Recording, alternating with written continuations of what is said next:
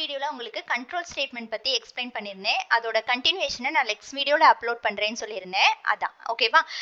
இன்னைக்கு நம்ம first decision making ஸ்டேட்மெண்ட்ல சிம்பிள் இஃப் பத்தி நான் உங்களுக்கு சொல்றேன்.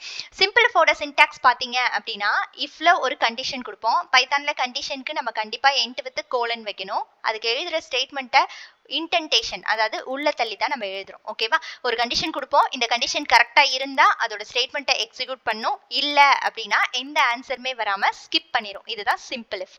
இப்போ உங்களுக்கு ஒரு எக்ஸாம்பிள் சொல்றேன். இப்போ ஏக்கு ஒரு வேல்யூ யூசர் கிட்ட இருந்து பிக்கு ஒரு வேல்யூ வாங்கியிருக்கேன். இப்போ ஏ கிரேட்டர் தென் பியா இருந்தா கண்டிப்பா ஏ இஸ் கிரேட்டர் தான். அந்த ட்ரூ ஸ்டேட்மெண்ட்டை இதுக்குள்ள எழுதிறேன்.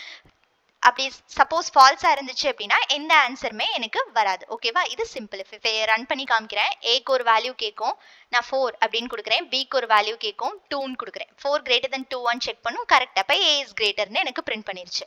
இதே நீங்க ஏக்கு வந்து 2, பிக்கு வந்து 4, 3 அப்படின்னு கொடுக்குறீங்கன்னா 2 கிரேட்டர் தென் 3 கிடையாது. அப்ப எனக்கு ஃபால்ஸ். எந்த ஆன்சருமே வராம ஸ்கிப் பண்ணிடுது. ஓகேவா? நெக்ஸ்ட் வீடியோல நான் உங்களுக்கு இஃப் எல்ஸ் பத்தி எக்ஸ்பிளைன் பண்றேன். கண்டிப்பா வாட்ச் பண்ணுங்க. வீடியோவை லைக் பண்ணுங்க, சப்ஸ்கிரைப் பண்ணுங்க, உங்க ஃப்ரெண்ட்ஸ் எல்லாருக்குமே ஷேர் பண்ணுங்க. யூஸ்ஃபுல்லா இருக்கும். தேங்க்யூ.